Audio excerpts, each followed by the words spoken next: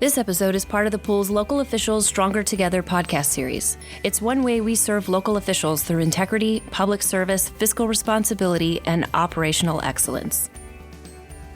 As always, please direct specific questions about coverage to your risk management advisor. Welcome to episode 43 of the Risk Pool's Stronger Together podcast series. I'm your host, Scott Houston. In this episode, we want to provide a basic overview of the pool's flood coverage for property damage.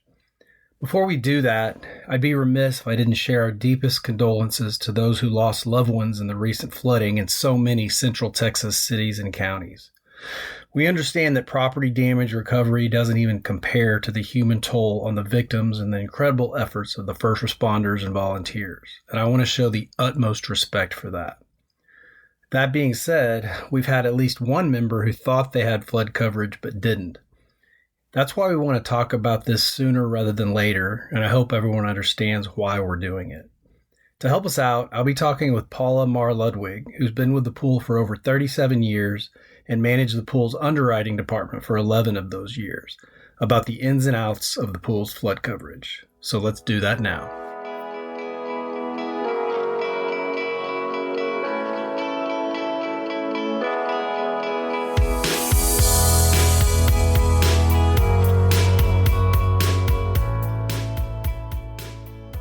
Okay, welcome. We're back.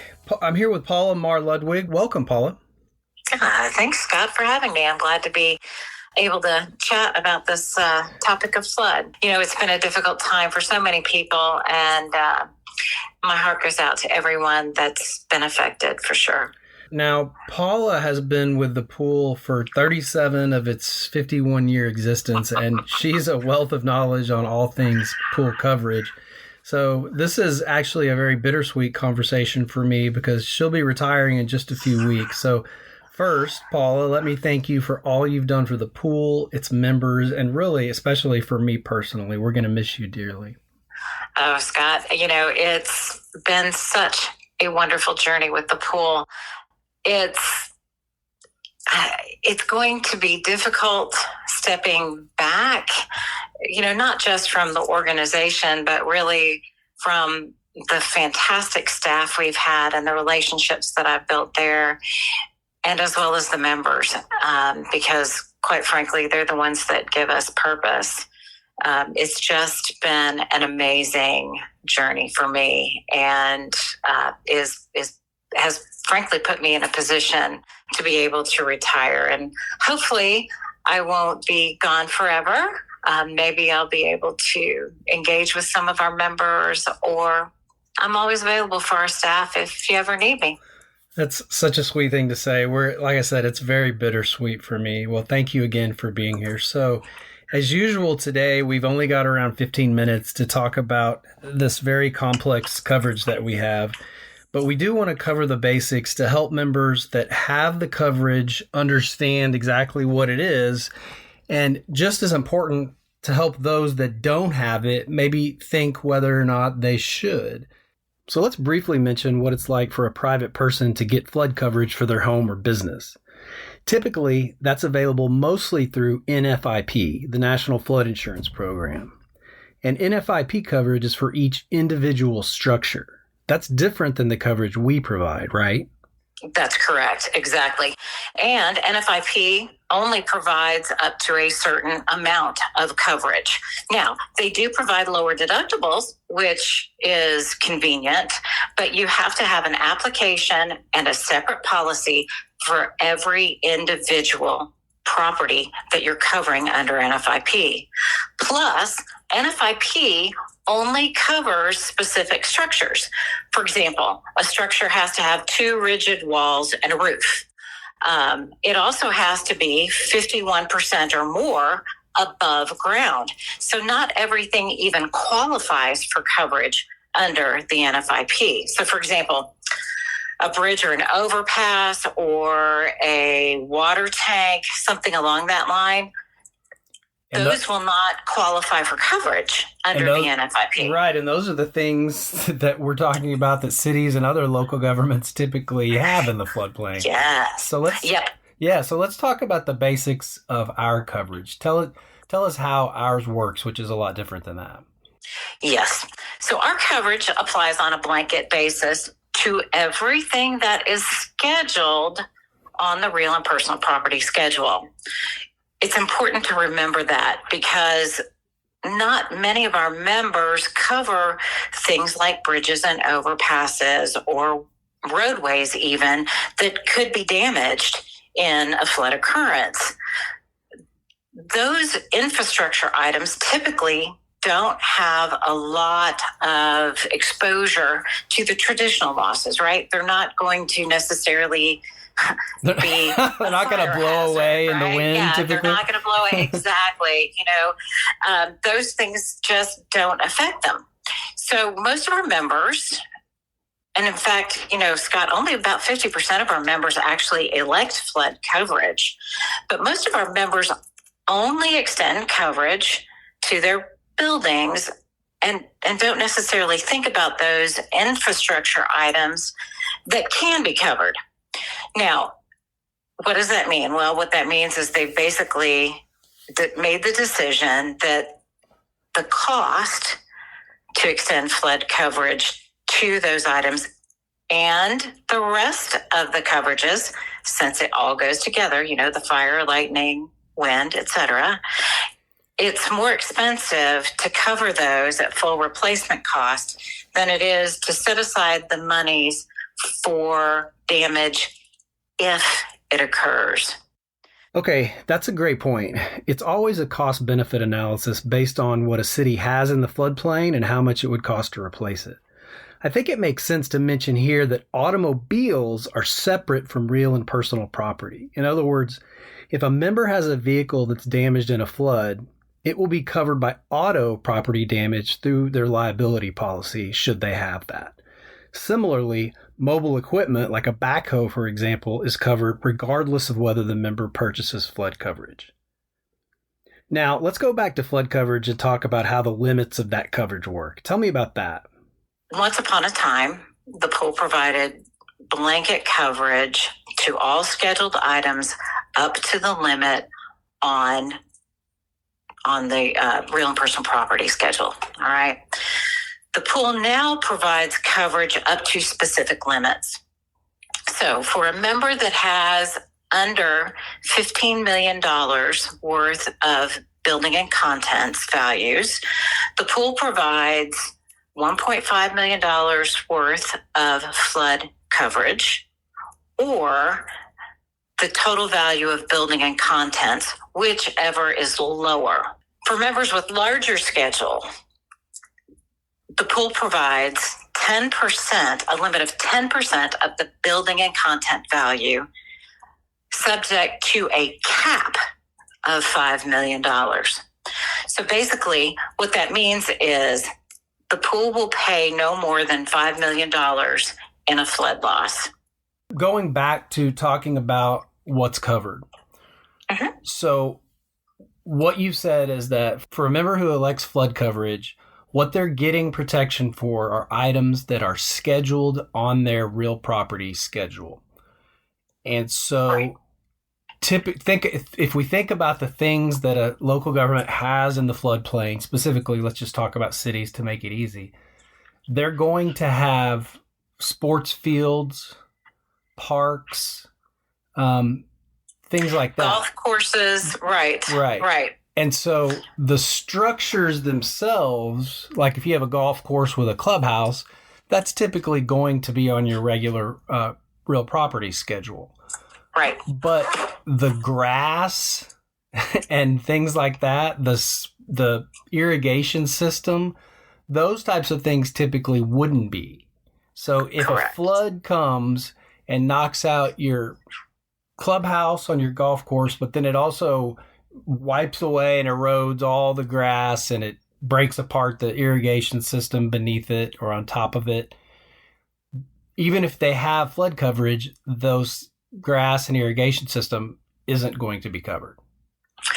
That's correct, Scott. The pool actually does provide coverage. For example, let's use golf courses. The pool will provide coverage for direct damage to golf greens and fairways, etc. However, it has to be specifically requested, right, and specifically scheduled on the property schedule. Another good example on the parks side is just your standard playground equipment. A lot of members don't cover playground equipment. Playground equipment can be scheduled, but a lot of members think, it's not, again, not generally going to be too subject to loss. When you talk about property damage, the things that come up the most are going to be, I need a new roof because I've had hail, I've had fire, or lightning strikes. I mean, lightning strikes are a great one when you talk about the need to cover water, wastewater equipment, right? So your well pump gets struck by lightning. So when you're thinking in terms of those losses and those types of losses, you're thinking about the property that you need to cover for that. Jungle gyms, bridges, roadways do not fit into those categories. So a lot of times those are just not even considered.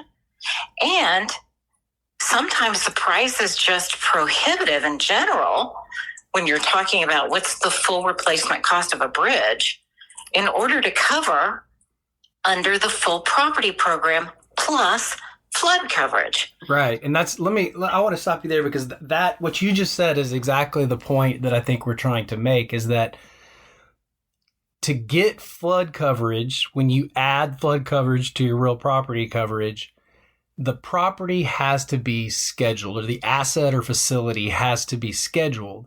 And you might not have otherwise done that under your real property program, because the more you schedule, the more expensive it is. And then when you add flood coverage on top of it, it's very expensive. So you might ultimately be better off paying for that yourself, or for lack of a better term, self-insuring it, because what we saw, for example, in Central Texas in the last couple of weeks is a 100-year event. So it might have made sense for some of those entities to not have the flood coverage because of the cost of the replacement for the things that were there would have zeroed out over time. Right.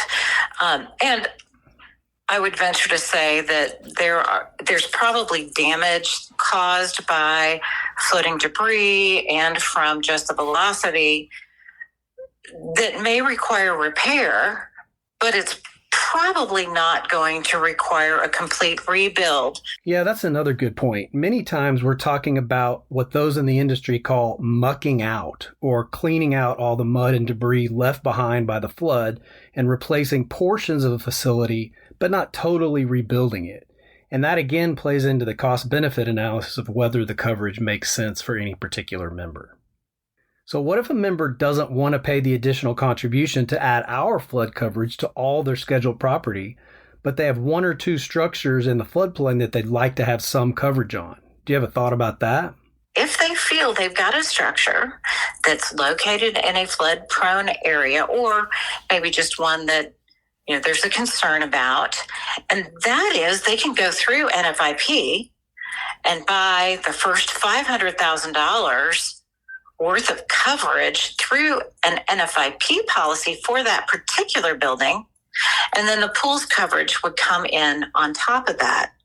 So there's actually other options that members can utilize in order to expand that limit of coverage. That's really interesting. I think that's a good point, that the more we delve into this and the more complex it gets, it makes sense for members who have questions to, of course, visit with the risk management advisor. But the point that you just made is really interesting. If there's just one structure in the floodplain and it's a building, it might even make sense for the member to only have NFIP coverage for it and not even elect to purchase the pool's flood coverage, because that applies to everything on their property schedule, right?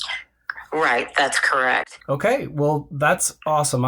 We've learned so much today, and there's so much more to learn. So I'll talk a little bit in our action items about what our members should do moving forward, whether they have the coverage or think they might need the coverage. Paula, I can't thank you enough for your service to the pool for all these years, and especially for taking me under your wing and teaching me so much about this and teaching our members about it. So thanks for joining us. Completely glad to do so.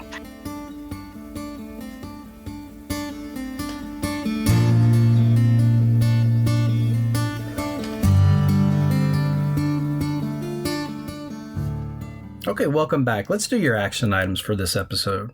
Let's start with action item number 1. The pool is a partnership amongst cities and other local governments. We as staff try our very best to suggest the coverage an entity might want to have, but it's ultimately up to that member to determine whether to buy it. Each time your renewal comes around, please take a moment to look it over with your risk management advisor and ask questions about all the coverages you see based upon what you know about your community. And action item number 2. The pool covers over 100,000 scheduled property assets, which means it's really not possible for our folks to check every one of them to see which is or isn't in a special flood hazard area, or floodplain as it's typically referred to. Those are properties with an A or A prefixed flood zone. So those are your 2 action items. Please, because of those 2 things, we ask each of you, as partners with every other entity in the pool, go to FEMA's floodplain maps, go to their website, and take a look at your city or other entity's floodplains. I'll link that site below the podcast.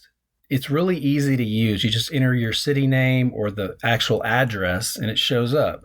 Take a look. Do you have assets in that floodplain? If you do, what are they? How much would it cost to repair or replace them? Then visit with your risk management advisor about whether flood coverage would make sense for you. Okay, that's it. Again, our deepest condolences to the victims of these floods and our deepest appreciation to the volunteers and first responders who are helping the recovery. Please tune in to another episode soon. To review written materials associated with the presentation or to ask Scott a question, please visit www.tmlirp.org and click on the Stronger Together podcast link. Please remember that the information in this episode is provided for informational purposes only and doesn't constitute legal advice. We recommend that you review the podcast and the accompanying written materials with your attorney prior to taking action.